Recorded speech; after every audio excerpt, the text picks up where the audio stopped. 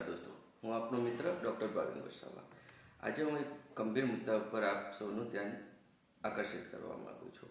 મુદ્દો છે સંકરા સિંચાઈ યોજના. સંકરા સિંચાઈ યોજના 1978ની સાલમાં અમલમાં આવી હતી, પરંતુ એ યોજના 1980ની સાલમાં જ રદ કરી દેવામાં આવી. હવે જ્યારે આ યોજના રદ કરી દેવામાં આવી છે, ત્યારે સંપાદિત જમીનોની સ્થિતિ આજે પણ વણુકેલાયેલી છે અને જમીનના મૂળ માલિકો આજે પણ ભારે અન્યાય અને મુશ્કેલીનો સામનો કરી રહ્યા છે. તેમની કાયદેસરની માલિકી હોવા છતાં તે પોતાની માલિકીથી વંચિત છે. મેં આ મુદ્દે હાલના કલેક્ટર શ્રી ગૌરાંગ મકવાણા સાહેબને રૂબરૂ મુલાકાત કરી અને કીધું કે આ મુદ્દો ઘણા સમયથી વણુકેલાયો છે અને એમને આશ્વાસન આપ્યું છે કે આની ઉપર ત્વરિત કાયદેસરની કાર્યવાહી થશે. વધુમાં બિમ્પોર મુકામે આવેલી 181 હેક્ટરની સિલિકા સેન્ડ અને અગેટની લીઝ જે વર્ષોથી એનો પણ પ્રશ્ન ગૂંચવાયેલો હતો, જેમાં ગ્રામસભાના ઠરાવની હતા, પર્યાવરણની મંજૂરીની હતી અને જમીન માલિકોને સંમતિ નથી, એ લીઝને રદ કરવા માટે હાલના ખાણ ખનીજ અધિકારી રચના ઓઝાજીએ કલેક્ટર શ્રી ગૌરાંગ મકવાણાના માર્ગદર્શન હેઠળ રદ કરવા માટે દરખાસ્ત વડી કચેરીને મોકલી આપવામાં આવી છે. આ લીઝ વિસ્તારમાં પણ સંકરા સિંચાઈના ઘણા સર્વે નંબરો હતા. આ એક માત્ર વહીવટી મુદ્દો નથી, પરંતુ આ એક હકની લડાઈ છે. રેવન્યુ વિભાગે સંકરા સિંચાઈની જમીનો પરત કરવા માટે 1985માં જ કલેક્ટર શ્રી ભરૂચને પત્ર દ્વારા કહેવામાં આવ્યું છે કે સિંચાઈ વિભાગને હવે આ જમીનોની જરૂરિયાત નથી અને ત્યાંની કચેરી સાથે મળીને જમીન પરત કરવા માટે જે કંઈ કાર્યવાહી કરવાની હોય તે કરવાનું જણાવેલું જ છે. વધુમાં કાર્યપાલ ઇજનેર શ્રી અંકલેશ્વર એટલે સંકરા સિંચાઈ યોજના જે વિભાગના તાબા હેઠળ હતી, તેમને 2014માં પણ બિમ્પોરમાં 58 સર્વે નંબર માટે કોઈ એવોર્ડ થયો નહોતો એવું જણાવ્યું છે. એટલે એ એવોર્ડ થયા જ નથી અને જમીન સરકારની માલિકી હેઠળ ક્યારે પણ કાયદેસર રીતે ગઈ નથી. એટલે એ જમીન તો મૂળ માલિકોની જ રહી છે.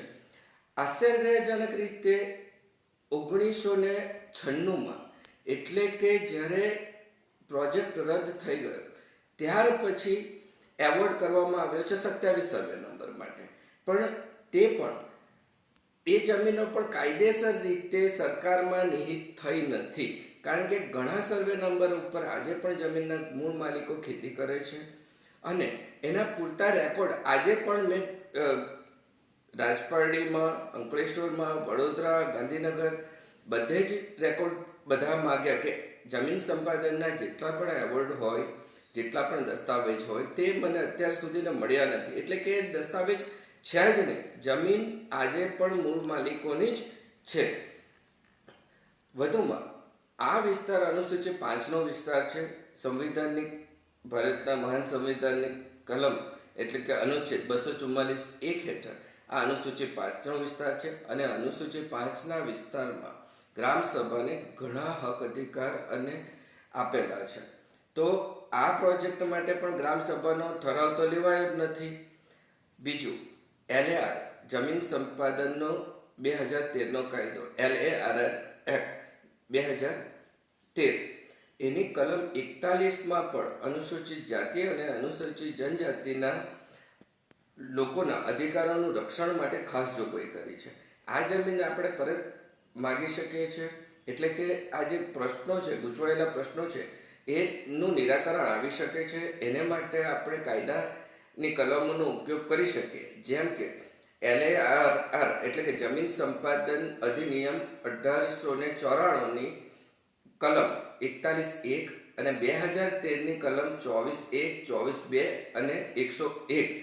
આનો ઉપયોગ કરી આ જમીનો તમે પોતાના કાયદેસરની માલિકી એટલે કે આ બધી જે એન્ટ્રી છે, જેમાં બિમ્પોરની 915 એન્ટ્રી નંબર 915માં જેટલા સર્વે નંબર એટલે કે 57 છે, પછી 958 એની અંદર 58 સર્વે નંબર છે અને માધવપુરામાં પણ એન્ટ્રી નંબર 765, જેમાં સર્વે નંબર 104 અને 105 છે, એના પણ 7/12ની અંદર, માધવપુરાણમાં પણ 7/12ની અંદર મૂળ માલિકોના એટલે કે મૂળ ખાતેદારોના નામ આજે પણ છે. હું આપ સૌને અપીલ કરું છું કે આપણે સૌ ભેગા મળી આપણા સંવિધાનિક હકની લડત કરીએ. કલેક્ટર સાહેબે જ્યારે પ્રતિભાવ સકારાત્મક આપ્યો છે, તો આપણી પણ ફરજ બને છે કે આ વણ ઉકેલાયેલા પ્રશ્નને જલ્દીથી જલ્દી એનું નિરાકરણ આવે. આપણે બધાએ સુનિશ્ચિત કરવું જોઈએ કે પારદર્શક, કાયદેસર અને અસરકારક શાસન ચાલે અને નાગરિકોના અધિકારોનું રક્ષણ થાય. તો હું આશા કરું છું કે બધા હવે જાગૃત થાવ અને વહેલી તકે આનું નિરાકરણ આવે, એના માટે આપણે સૌ ભેગા મળીને આગળની કાર્યવાહી કરીએ. હું આપનો મિત્ર ડૉક્ટર ભાવિન વસાવા. ભારત માતા કી જય.